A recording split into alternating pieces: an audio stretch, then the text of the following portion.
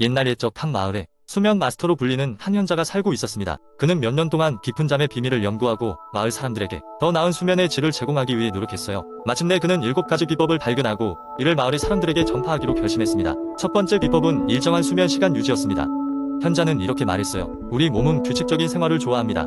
매일 같은 시간에 자고 같은 시간에 일어나면 우리 몸의 생체 시계가 안정되고 잠드는 시간이 더 원활해지죠. 마을 사람들은 아침 일찍 해가 뜨나 지는 시간을 닭에게 맞춰 기상 시간을 조절하기 시작했습니다. 두 번째는 침실 환경 조성이었습니다.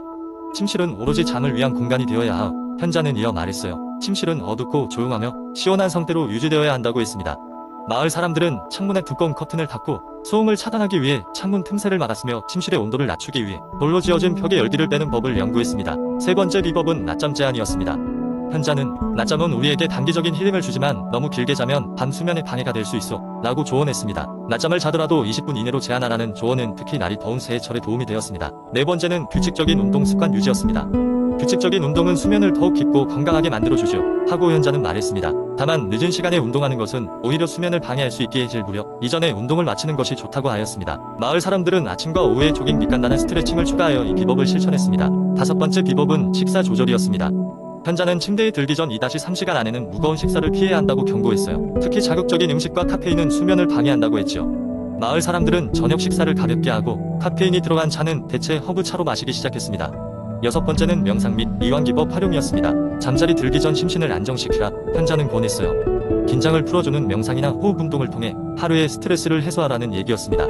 마을 사람들은 별빛 아래 모여 함께 명상을 하거나 조용한 시냇물 소리를 듣기 위해 강가에 자주 모였어요. 마지막으로 7번째 비법은 스크린 타임 조절이었습니다. 현자는 현대 문명의 산물인 각종 기기의 푸른빛이 수면을 방해할 수 있다고 경고했어요.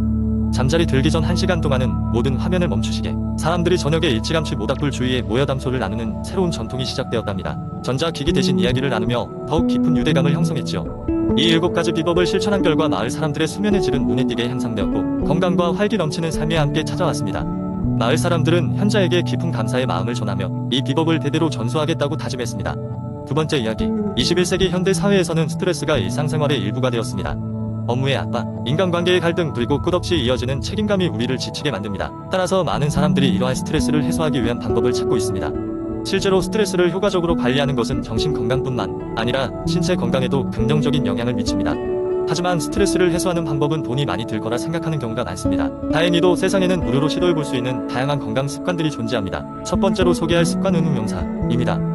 호흡 명상을 통해 우리는 짧은 시간 내에 마음의 평화를 느낄 수 있습니다. 이는 장소에 구애받지 않고 언제 어디서든 할 수 있는 습관으로 조용한 곳에서 눈을 감고 천천히 깊은 호흡을 하면서 숨에 집중하면 됩니다. 심호흡을 하다 보면 스트레스 호르몬이 줄어들고 마음속의 혼란이 가라앉으며 뇌에 더 많은 산소가 공급되어 집중력도 향상됩니다. 두 번째는 걷기입니다. 걷기는 가장 자연스럽고 접근성이 좋은 운동 중 하나입니다. 걷기를 통해 우리는 복잡한 생각의 덫에서 잠시 벗어날 수 있습니다. 활기찬 공기 속에서 느리게 걷거나 자연을 즐기면서 산책하는 것은 스트레스를 해소하고 기분을 전환하는 데 매우 효과적입니다. 더욱이 걷기는 특별한 준비물이나 비용이 들지 않으므로 누구나 쉽게 시도해볼 수 있습니다. 세 번째로 추천할 수 있는 것은 감사 일기 쓰기입니다. 매일매일 일상에서 감사한 것들을 적어보는 습관은 긍정적인 사고방식을 형성하는 데 큰 도움이 됩니다. 하루를 마무리하며 작은 것에도 감사함을 느낀다면 우리의 삶은 즉각적이고 긍정적인 변화를 겪게 될 것입니다.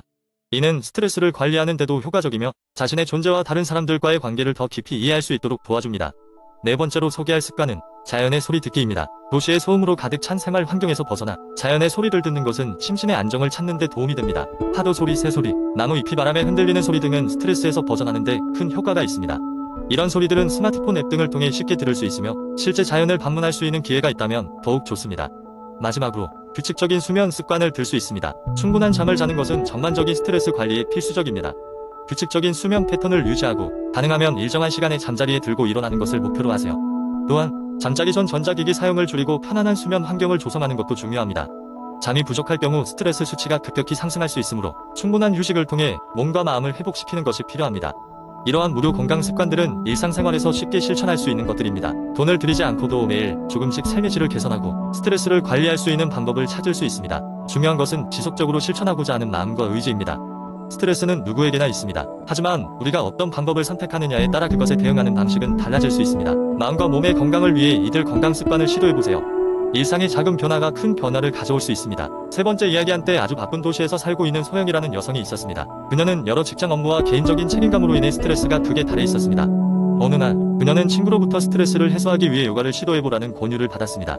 처음에는 그저 운동 중 하나로만 생각했던 요가가 그녀의 삶을 어떻게 변화시킬지 전혀 예상하지 못한 채 동네에 작은 요가 스튜디오를 방문하기로 결심했습니다. 스튜디오에 들어가 첫 번째 수업에 참석했을 때 그녀는 다양한 남녀노소의 사람들이 같은 목표를 가지고 모였다는 사실에 신기해했습니다. 그녀는 부드러운 조명의 스튜디오와 편안한 음악, 그리고 전문적인 요가 강사의 지도를 받으며 자신의 내면을 들여다보는 시간을 가졌습니다. 첫 번째 요가 동작은 바람이 불어오는 나무 자세였습니다. 이 동작은 단순히 몸을 똑바로 세우고 팔을 하늘로 쭉 뻗은 뒤 몸을 한쪽으로 기울이는 동작입니다. 강사는 이 동작이 몸의 균형을 잡고 집중력을 향상시키는 데 도움이 된다고 설명했습니다. 처음에는 균형을 잡기가 어려웠지만 호흡을 깊게 하며 점차 안정감을 찾을 수 있었습니다. 두 번째 동작은 고양이와 소 자세였습니다. 매트 위에 손과 무릎을 떼고 손목 아래에 어깨를, 무릎 아래에 엉덩이를 위치시킨 후 숨을 들이쉬며 등을 들어올려 소 자세를, 숨을 내쉬며 등을 둥글게 말아 고양이 자세를 취하는 동작이었습니다. 이 동작은 척추를 유연하게 하고 스트레스로 인해 뻣뻣해진 몸에 휴식을 주는 효과가 있었습니다. 요가 수업을 마친 후 소영은 몸과 마음이 눈에 띄게 가벼워진 것을 느꼈습니다. 매일 반복되는 일상 속에서 잠시 떨어져 나와 자신만의 시간을 가지는 것의 중요성을 깨달았습니다. 그녀는 이제 매일 아침 10분간 요가를 하기로 결심했습니다. 부드러운 스트레칭과 호흡 조절을 통해 하루를 시작하면서 그녀의 하루는 보다 평온하고 여유로워졌습니다. 몇 주가 지나고 소영은 요가를 통한 긍정적인 변화들이 직장 동료들, 가족들 사이에서도 감지되는 것을 느꼈습니다. 그녀는 스트레스를 더 잘 관리하게 되었고 매 순간을 더욱 집중해서 살게 되었습니다. 이는 그녀가 주변 인간관계에도 더 많은 에너지를 쏟을 수 있게 해줬고 그녀의 사회적 삶도 함께 개선되었습니다. 소영은 매주 요가 클래스를 참석하며 새로운 요가 동작을 배우고 개인 트레이너와 함께 진전을 기록하면서 성취감을 느끼며 성장해갔습니다. 시간이 흐르면서 그녀는 요가가 단순한 신체 활동 이상 이것을 제공한다는 것을 깊이 이해하게 되었습니다. 그녀는 이제 요가를 단순한 스트레스 해소를 위한 수단이 아닌 자신의 삶의 중요한 부분으로 받아들이게 되었습니다. 결국 소영에게 있어 요가는 단순한 취미를 넘어 자신의 행복을 유지하고 스트레스를 관리하는 가장 강력한 도구로 자리잡게 되었습니다. 그녀는 친구들과 가족들에게도 요가의 중요성과 이 점에 대해 전하며 더 많은 사람들과 나눌 수 있게 되었습니다. 네 번째 이야기. 옛날 옛적에 건강에 대한 깊은 성찰을 갈망하던 한 마을이 있었다. 이 마을 사람들은 평화롭고 조화로운 삶을 원했지만 일상생활에서의 스트레스와 육체적 피로로 인해 점점 균형을 잃어가고 있었다. 그러던 어느 날 온 동쪽에서 한 현자가 마을에 도착했다. 현자는 자신의 지혜로 가득 찬 늘어진 두루마리를 들고 있었고 그 속에는 요가와 명상의 비밀이 숨겨져 있었다. 현자는 마을 사람들에게 요가와 명상이 제공할 수 있는 다양한 건강상의 이점에 대해 설명하기 시작했다. 그는 신체적 건강뿐만 아니라 정신적 평화를 가져오는 방법을 공유했다. 요가의 우아한 동작들은 마을 사람들의 근육을 부드럽게 풀어주고 몸의 긴장을 완화시켜 주었다. 다양한 아사나들을 통해 체력과 유연성이 향상되었고 동시에 내장 기관의 기능을 촉진시켜 주었다. 너나 할 것 없이 심혈관 건강이 증진되고 면역 체계가 강화되었으며 더 깊은 잠을 잘 수 있게 되었다. 명상은 정신적 안정과 명료한 사고를 가져다 주었다. 마을 사람들은 특정 시간 동안 아무것도 없는 상태에 집중하며 자신을 성찰하기 시작했다. 이에 따라 스트레스가 감소하고 우울증과 불안이 줄어들며 감사하는 마음과 긍정적인 사고가 만개하였다. 현자는 명상을 통해 얻게 되는 자아 성찰이 삶의 조화로움을 찾는 강력한 도구라고 설명했다.